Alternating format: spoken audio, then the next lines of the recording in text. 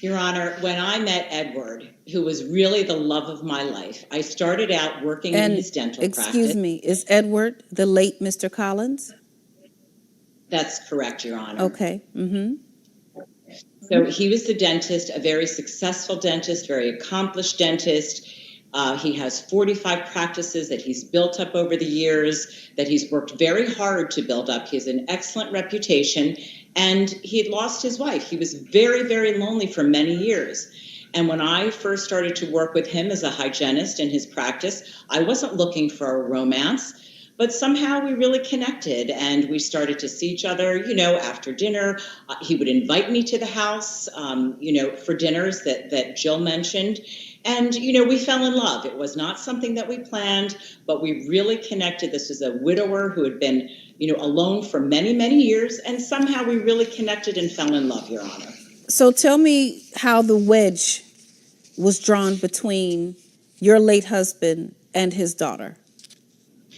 So, Your Honor, what Jill neglected to mention when she said, she was accused of stealing drugs, Jill has had a problem with drug and substance abuse in the past. And this is something that her father confided in me, and she knows very well. I mean, perhaps she's not willing to, come out here in front of this court and admit it, but we have put her through rehab. Miss Jill Collins, I need you to be quiet.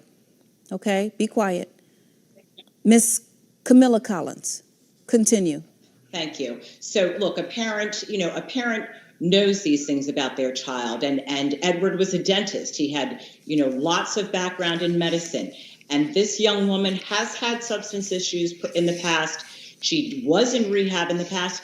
And when I discovered that there were opioids and painkillers missing from the, cabinets, the locked cabinets in our practice, immediately I brought it to his attention, because the only people who have access to the dental office are Dr. Edward Collins, myself, and his daughter in the event of an emergency. She did have keys.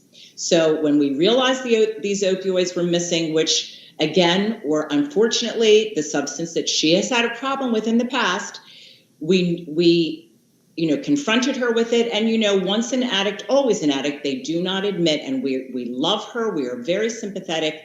But for that entire week after the drugs were missing, Jill was not herself. She went MIA. When we did so, we tried to call her. She wouldn't answer our calls. She wouldn't respond to us.